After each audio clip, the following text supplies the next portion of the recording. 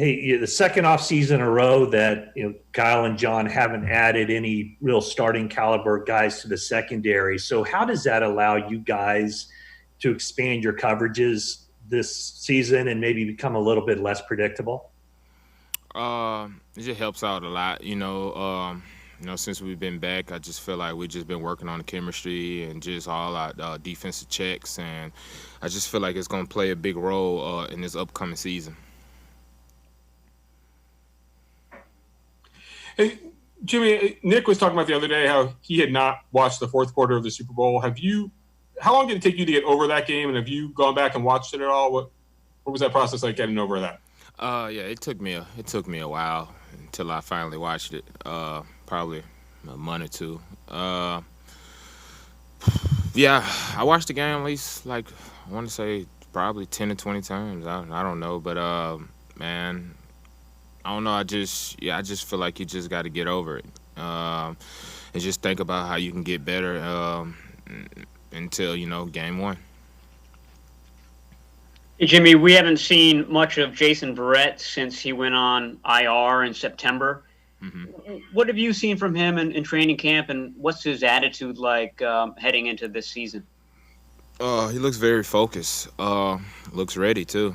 Uh, he's probably anxious. I can feel his vibe. He's anxious to get back on the field.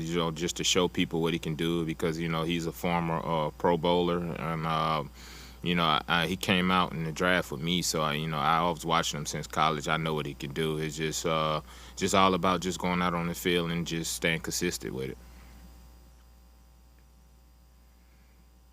Jimmie, this is Chris Biederman from the Sacramento Bee. How would you explain how would you explain Tony Oden's coaching style, and how would you compare and maybe contrast it to Joe Woods? It's I don't really like to compare coaches. I feel like all the coaches bring something new to the table.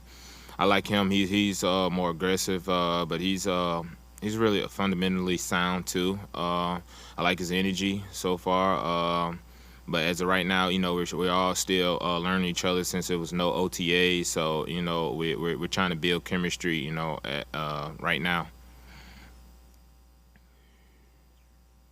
Hey, Jimmie, it's Cam Inman of the Mercury News here. That's good. Obviously, you've had a career where you've played a lot of different positions. You've found a happy home there at free safety. In this environment of COVID and stuff, do you have to be prepared to be able to move back at corner if need be? And is versatility being stressed in camp? Uh, Not that I know of. Last time I checked, I signed a contract to play safety, but you know, if anything happens, I got to be open minded. I got to do what's ever best for the team. But as of right now, I just feel like we got a lot of great corners that can fill in those spots and the voids if something goes wrong, and also with the nickel spot too. Hey, Jimmie, it's David Lombardi. You mentioned rewatching that Super Bowl and that fourth quarter a bunch of times. Well, what are the biggest lessons that you've taken away from rewatching film that obviously isn't easy to rewatch for you? Whenever you play the Chiefs, make sure everybody run to the ball.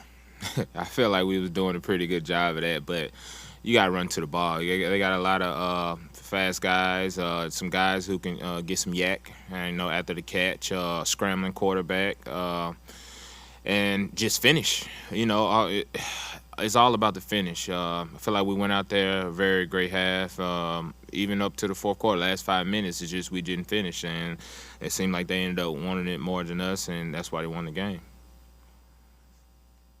Hey, Jimmie, it's Jennifer. You talked about getting over the Super Bowl, and I think it's something obviously that a lot of guys have to do. But what is the mood on the field? Like, what are people doing to get over it? And is everybody getting over it?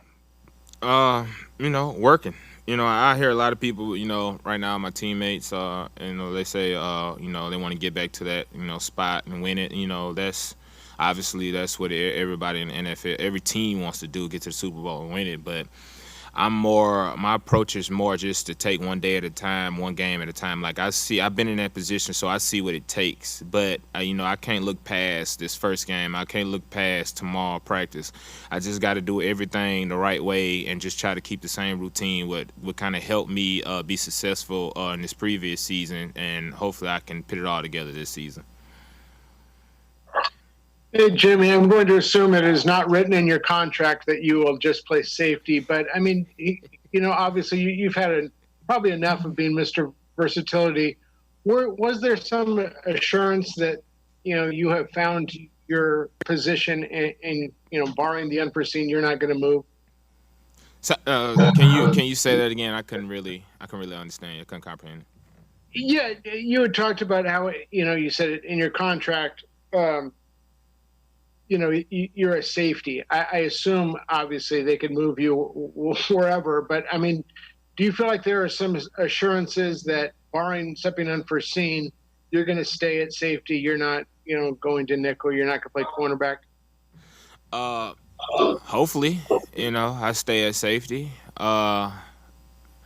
That's the game plan. I didn't, unless I hear otherwise. But as of right now, it's just really too early to even tell. But as of right now, I feel like that's what we talked about. I talked to my coaches, I talked to John, talked to Kyle. Safety is the move.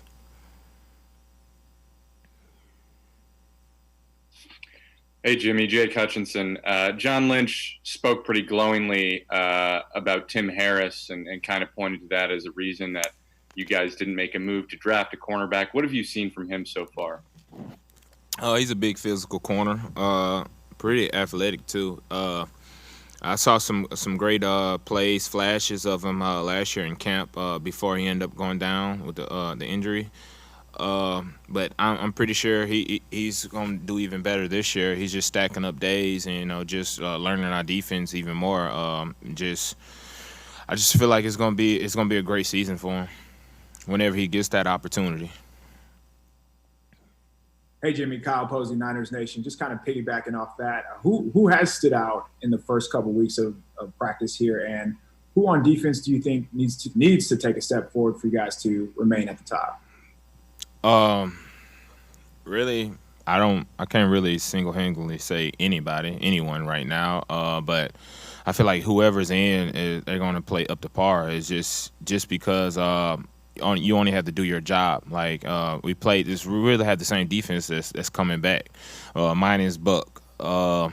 And we got DJ, and DJ was doing a phenomenal job before he ended up going down with his injury last year, and he didn't lose a step. Trust me, he's flying off the ball, and we filled in some more pieces, and we kind of got the whole routine down last year, and it's just all the younger guys, they're just following suit. So that's what it's all about.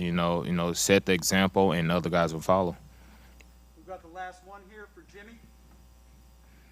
Hey, Jimmy, this is Chris again. Pardon me if I'm wrong, but it seemed like in the Super Bowl, particularly on third downs, you were used in man-to-man coverage a lot closer to the line of scrimmage. I know you're talking a lot about being a safety exclusively, but is that something you think is going to be part of your role this season more often, particularly on third down, is playing close to the line of scrimmage and covering somebody one-on-one?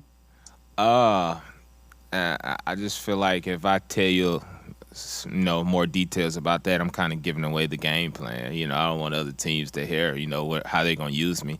I don't know, but it's going to be interesting. Just make sure you watch that first game, because I could be anywhere. Could be playing safety, could be man coverage, could be blitzing, could be playing zone. Who knows? We'll see. First game.